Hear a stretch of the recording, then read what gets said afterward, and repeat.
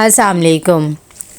आज हम बात करेंगे जैसे आपकी मर्ज़ी के 16 एपिसोड के बारे में। तो वीडियो शुरू करने से पहले हमारे चैनल को सब्सक्राइब कर लीजिए अगर अभी तक आपने नहीं किया, ताकि हमारी हर न्यू वीडियो आप तक पहुंच सके। यहाँ पर अलीज़े आ तो जाती है शहरी के घर, लेकिन उसका बिल्कुल भी दिल नहीं होता। तभी वो शहरी को कहती है कि अब तुमने क्यों मुँह बनाया हुआ है। शहरी कहता है कि मैंने तो नहीं बनाया, और वैसे भी मैं तुम्हें कौन सा इस घर में लेकर आया हूँ, तुम खुद ही आई हो। इतनी देर में उसके फ़ोन पे कॉल आ जाती है और डॉक्टर कहता है कि हम अलीज़े के पेरेंट्स को डिस्चार्ज कर रहे हैं। तो वो कहता है कि मैं आ रहा हूँ। जब अलीज़े ये बात सुनती है तो वो कहती है कि मैं भी तुम्हारे साथ हॉस्पिटल जाऊँगी, लेकिन शहरी मना कर देता है और कहता है कि मैं तो तुम्हें हरगिज़ नहीं लेके जाऊँगा। अलीज़े कहती है कि अगर हमारे पेरेंट्स हमें ऐसे एक साथ नहीं देखेंगे तो वो परेशान हो जाएंगे। तभी शहरी कहता है कि तुम सिर्फ अपने पेरेंट्स के लिए सब कुछ कर रही हो, जो कुछ तुमने मेरे साथ किया, और अपोलोजाइज़ भी नहीं किया।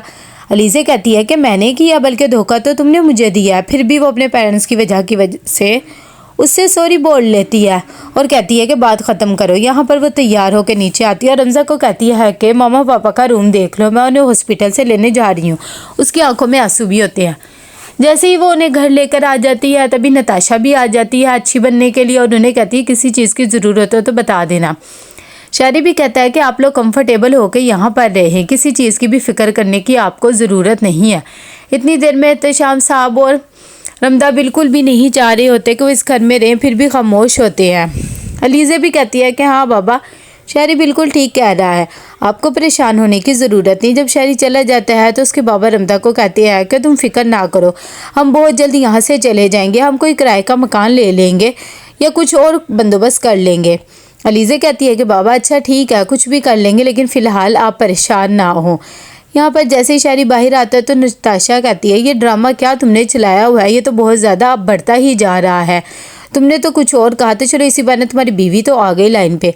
शहरी कहता है कि तुम्हें तो पता ही है कि मैं कितना अच्छा इंसान हूँ, और वैसे भी उसे लाइन पे लाना ही मेरी सबसे बड़ी जिम्मेदारी है। इतनी देर में यहाँ पर एलिज़े अपने कमरे में बहुत ज़्यादा परेशान बैठी हुई होती है। जैसे ही शहरी आता है तो वो उसे कहती है कि हमें कोई किराए का घर वगैरह देख लेना चाहिए, मम्मा पापा यहाँ इतने कंफर्टेबल नहीं है, या उसी घर में रह लेते हैं। शहरी कहता है तुम्हारा तो दिमाग ख़राब हो गया, तुम्हें शहर के बारे में कुछ भी नहीं पता, उस घर में अब वापस नहीं जाना। सुबह को जैसे ही नाश्ता कर रही होती है शगुफ्ता बेगम, तभी अलीज़े उसके पास जाती है और कहती है मामा आपको किसी भी चीज़ के लिए टेंशन लेने की ज़रूरत नहीं, और वो ऑफिस चल जाती है। थोड़ी देर में शहरी भी आ जाता है। उसकी अम्मी कहती है कि ओहो अलीज़े तो अभी ऑफिस में गई है, उसे तुम्हें ब्रेकफास्ट करवा के जाना चाहिए, लेकिन शहरी कहता है ऐसी कोई बात नहीं है। साथ ही वो उन्हें कहता है कि मैं आपको एक सरप्राइज़ की बात बताना चाहता हूँ। मेरा एक घर है जो कि वैसे ही खाली पड़ा था, मैं सोच रहा हूँ आप लोग वहाँ पर शिफ्ट हो जाए। शगुफ्ता बेगम कहती है नहीं नहीं, मेरी लड़कियाँ नहीं मानेंगी, और वैसे इसके बाबा भी नहीं मानेंगे। तो वो कहता है ये बात आपने किसी को भी नहीं बतानी, हम दोनों में ही रहे। यहाँ पर हमदानी साहब का भी दिल लग जाता है जब से एहतशाम साहब आते हैं, लेकिन हमदा बहुत ज़्यादा दुखी भी होती है। जैसे ही वो अपने न्यू घर में शिफ्ट हो जाते हैं तो वो खुश हो जाती है कि चलो हमें उस घर से छुटकारा मिल गया। दोनों बहनें चीज़ें सेट कर रही होती है कि एकदम अलीज़े की फ़ाइल पर नज़र पड़ती है और उसे पता लग जाता है कि ये घर शहरी ने उसकी मामा के नाम कर दिया। वो अपनी अम्मी से भी पूछती है और उन्हें बहुत ज़्यादा बोलती है और कहती है कि आपने ये सब कुछ क्या कर दिया, वैसे भी मैं तो शहरी को छोड़ना चाह रही थी, लेकिन मुझे क्या पता था उसने मेरे मैके वालों को भी ख़रीद लिया। रमदा भी अपनी अम्मी पे बहुत ज़्यादा बोलने लग जाती है और कहती है इन्हें तो शहरी भाई के अलावा कुछ अच्छा ही नहीं लगता, ये सब कुछ इन्हें पता होगा, जानबूझ के ये हमें नहीं बता रही। शगुफ्ता बेगम कह रही है हद हो गई है, तुम कैसी बेटी हो, मैं तुम लोगों से भला झूठ क्यों बोलूँगी। इतनी देर में अलीज़े कहती है कि रमदा तुम्हें अम्मी के साथ ऐसे बदतमीज़ी नहीं करनी चाहिए। उसकी अम्मी भी बेचारी इमोशनल हो जाती है, कहती है मैं तो मर ही जाती हूँ, उस दिन तो अच्छा होता है। इतनी देर में शहरी भी आ जाता है और वो कहते हैं कि क्या हो गया, आप लोग कैसे कमरे बंद करके बातें कर रहे हैं। तो उसकी अम्मी शगुफ्ता बेगम कहती है कि नहीं नहीं ऐसी कोई बात नहीं है, हम तो बस यही सोच रहे थे कि क्या चीज़ें रह गई हैं और क्या नहीं रह गया है। इतनी देर में वहाँ से दोनों बहनें गुस्से से चली जाती हैं। तभी अलीज़े रमज़ा के पास आती है और उसे समझाती है और कहती है कि तुम्हें ऐसे नहीं बिहेवियर करना चाहिए। रमज़ा कहती है कि मैं हरगिज़ इस घर में नहीं रहना चाहती हूँ जो कि शहरी भाई के दिए हुई छत हो।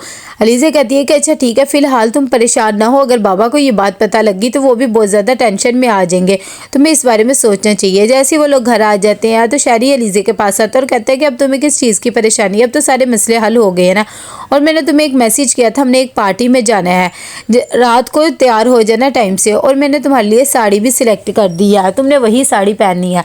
जब अलीज़े ये बात सुनती है तो वो कहती है कि ये साड़ी मुझे किस लिए पहना रहे हो, वैसे भी भी मैंने तुम्हारी अमेरिका की पिक्स वगैरह देखी थी, वहाँ पर वो लड़की तुम्हारे साथ कौन थी जो बहुत ज़्यादा खुश थी और उसने भी साड़ी ही पहनी हुई थी, उसकी वजह से ही मुझे पहना रहे हो ना। शरीफ फ़ोन का बहाना करके आ जाता है और आकर कमरे में वो पिक्स वगैरह ढूंढने लग जाता है। इतनी देर में हमदानी साहब आते हैं और कहते हैं कि तुम क्या ढूंढ रहे हो। तभी शरीफ उन्हें बोलने लग जाता है और कहता है कि आपने मेरी कौन सी पिक्स संभाल के रखी हुई है अमेरिका वाली। आपको मैंने कितनी दफ़ा कहा है कि मेरी सारी चीज़ें फेंक दे, लेकिन आप भी संभाल के रखते हैं। हमदानी साहब कहते हैं कि ऐसी कोई भी बात नहीं है, मुझे पता है कि अब तुम एक अच्छे इंसान बने हो। अच्छा ठीक है, मैं तुम्हारी सारी चीज़ें फेंक दूंगा, फिलहाल तुम गुस्सा ना करो। वो कहता है कि कितना अच्छा बनूँ, इसके माँ बाप का ख्याल रख रहा हूँ, उनके घर खरीद के दे दिया और क्या करूँ, ये सब चीज़ें उसकी थी लेकिन फिर भी मैं कर रहा हूँ।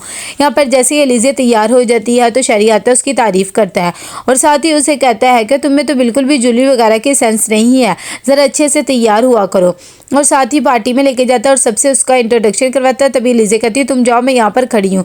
जैसे ही वो अकेली खड़ी हुई होती है वहाँ पर सलमान भी आ जाता है। एलिज़ा उसे देखकर हैरान हो जाती है। सलमान कहता है कि इतनी ज़्यादा लोग और तुम ऐसे एलिज़ा अकेली क्यों खड़ी हुई हो, तुम इतनी जल्दी कैसे बदल गई, तुम तो ऐसी पार्टियों में नहीं आती हो। एलिज़ा कहती है कि तुम्हें मेरी फ़िक्र करने की ज़रूरत नहीं, और वैसे भी अब ना मैं वो रही हूँ ना ही कुछ और। तभी वो कहता है कि पता नहीं कैसे तुम इतनी जल्दी मोहब्बत को भूल गई हो, मैं तो हरगिज़ नहीं भूल सकता।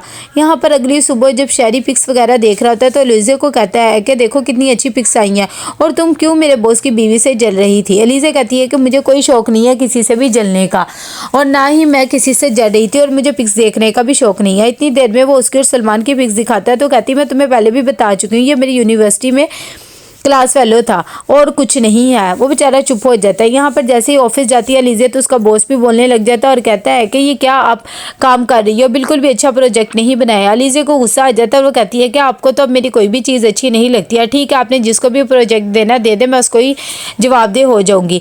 यहाँ पर शहरी जानबूझकर एलिज़ा की अम्मी के पास आता है और उसे सारी पिक्स वगैरह दिखाता है और कहता है कि एलिज़ा तो बहुत ज़्यादा खूबसूरत नज़र आ रही थी। साथ ही वो सलमान और एलिज़ा की भी पिक्स दिखाता है। जब ये पिक्स उसकी अम्मी देखती है तो वो हैरान हो जाती है। तो कैसा लगा आपको ये एपिसोड, लाइक कमेंट शेयर करके लाजमी बताइएगा। अल्लाह हाफिज़।